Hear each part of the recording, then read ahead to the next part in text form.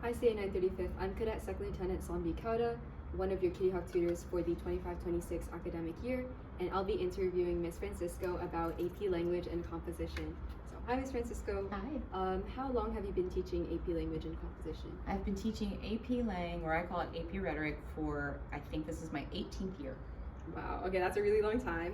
And so why do you think students should take this class, and what are some of the most valuable skills that you think they will gain?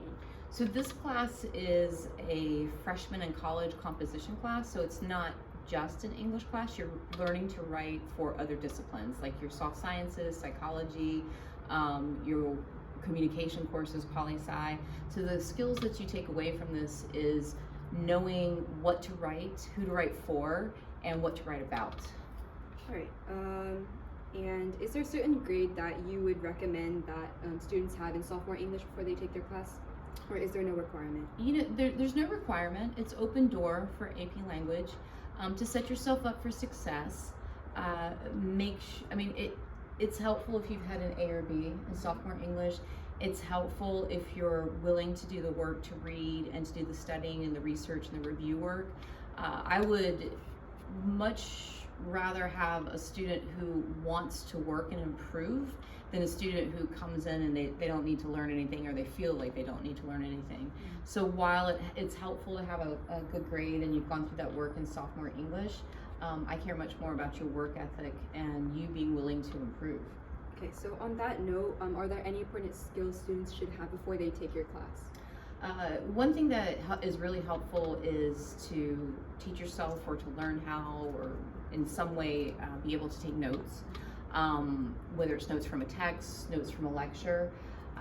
Be willing to read things more than once, and be able to read two things at once, because we often have a text we're reading in class and then we'll have independent reading or an outside research project, so you need to be able to kind of balance those two things. Okay, and then do you mind just giving me an overview of the class structure in terms of how much lecture there is, reading, and what the workload looks like? Yeah, so the class itself is a skills-based class, which means that our sets of skills, rhetorical analysis, argument, and synthesis, whatever text we happen to be working on, we're going to work on some specific skill tied to that text.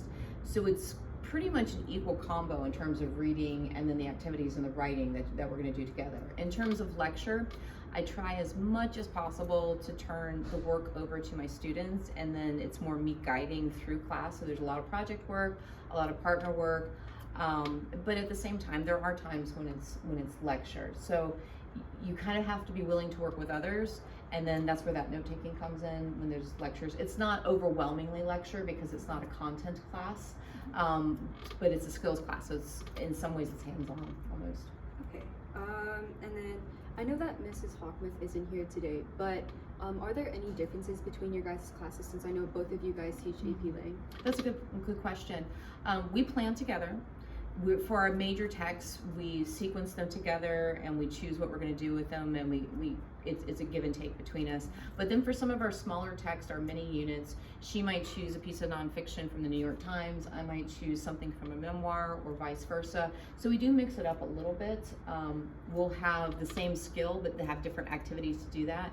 I think I might do a little bit more partner and group work.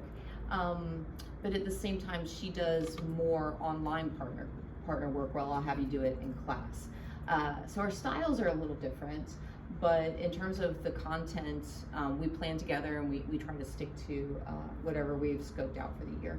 Mm-hmm. And then since this is an English class, obviously you do have structured text that you guys read, but would you say there are opportunities for students to kind of explore their own interests and read their own books? Yeah, that's a great question too.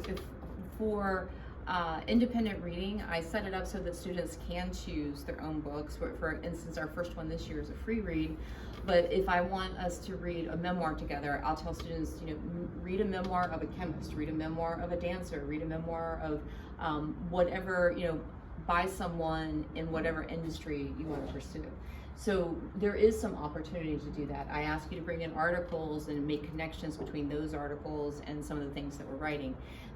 Due to time, there's not a lot of room for creative writing, but there is, if you're looking for a way to bring in things that interest you, I try to create that in class.